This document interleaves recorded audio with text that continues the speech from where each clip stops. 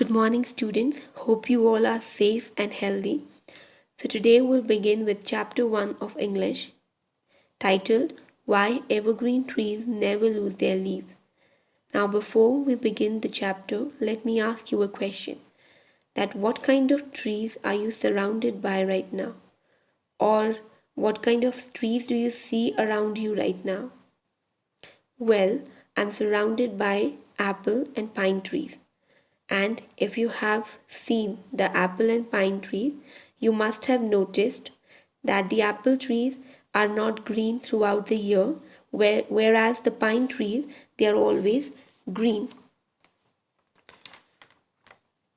It means that the apple trees, they shed their leaves once in a year, whereas the pine trees, they do not shed their leaves. Now, students, what are the trees called which do not shed their leaves? The trees which do not shed their leaves throughout the year are called evergreen trees. So, the meaning of evergreen means the trees which remain green forever, and the trees which lose their leaves, which shed their leaves once in a year, are called deciduous trees. Okay, so apple tree is an example of deciduous trees. So now you have understood the difference between evergreen and deciduous, and also what does evergreen trees mean. Let us start with the chapter.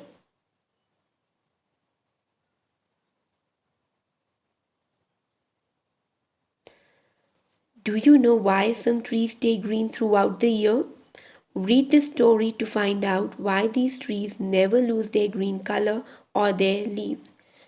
So, now we know that what are evergreen and deciduous trees, but we don't know the reason that why evergreen trees they don't shed their leaves. So the story tells us that what is the reason behind this, that why evergreen trees they never shed their leaves. Okay, so let's read to find out. Winter was coming, and the birds had flown far to the south where the air was warm and they could find berries to eat. One little bird had broken its wing and could not fly with the others. It was alone in the cold world of frost and snow. The forest looked warm, and the bird made its way to the trees as well as it could to ask for help. So we get to know that when the story begins, which season it is. It is the winter season. Now all the birds have migrated. Migrated means that they have flown. They have flown away to the warmer places. So this happens that whenever that the birds from a cold region, whenever the winter comes there, the birds, in order to survive, they fly off to the warmer places.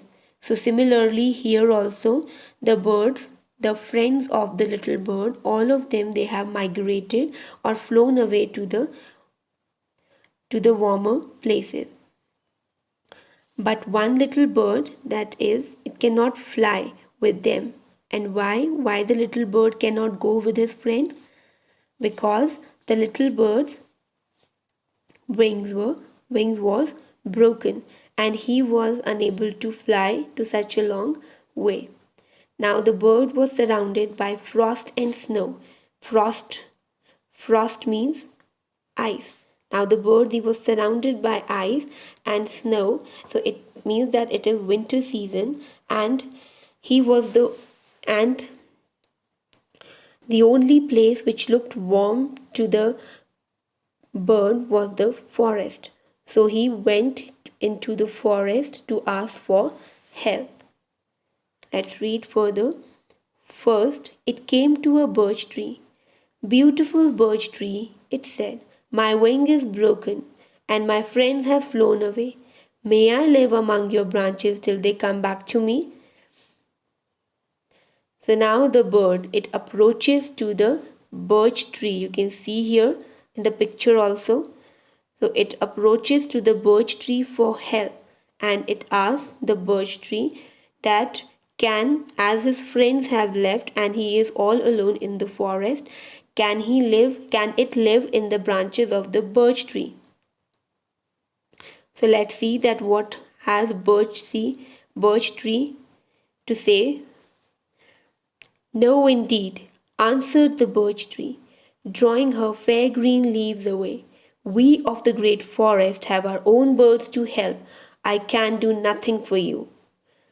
So we see that the birch tree, it refused to help the little bird and said that he and all the other trees in the forest, they have to help the birds of their own forest. So they cannot help the little bird, and he refuses to help it, and said that he cannot do anything for the little bird. The birch does not have enough strength, said the little bird to itself, and it might be that she could not hold me easily. I will ask the oak. Now, after the refusal of the birch tree, where did the bird go? The bird, it went to the other tree, that is the oak tree, for help. And what does the bird thought that why is the birch tree not helping it? The bird thought that maybe the tree is not strong enough, the birch tree is not strong enough. Okay, here strength, the word strength is given. Strength means the quality of being strong. So the bird says that maybe the birch tree is not very powerful, very strong, and maybe it cannot hold the she cannot hold the birds in its branches. So now the bird thought that it will go to the other tree, that is the oak, and ask for the oak's help. So the bird asked, Great oak tree, you are so strong. Will you not let me live on your boughs till my friends come back in the springtime? Now the bird asked the same question from the oak tree and requested him to let it live on its boughs. Boughs here means branches, the large branches. And the bird says that to the oak tree that please let me live on your branches, on your boughs until my friends return in the spring time. So let's read and find out that what does the oak tree has to say. In the springtime, cried the oak, that is a long way off. How do I know what you might do in all that time? Birds are always looking for something to eat, and you might even eat up some of my acorns. Now the oak tree, he replied, that until the spring is a very long way off. Long way off means is a very long time.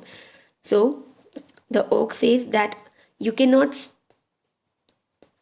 stay on the boughs of my of on the boughs because you are the time period that you are going to live in is a very long time, and I cannot let you live on my branches till the springtime.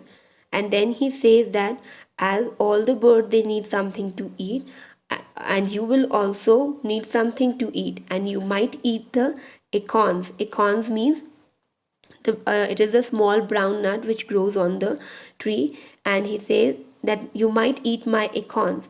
So the oak tree, it also refuses to help the little bird. The bird left the oak sadly and flew towards a willow tree. Now, after the refusal of the birch and the oak tree, the bird was really disappointed and sad, and he went to the willow tree for help. Now we will read tomorrow that whether the willow tree it helps the little bird or not.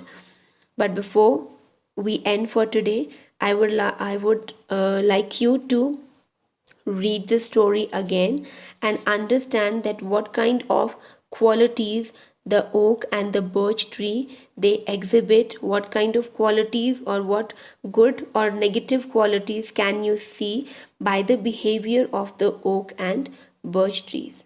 All right, thank you. That's it for today. Thank you.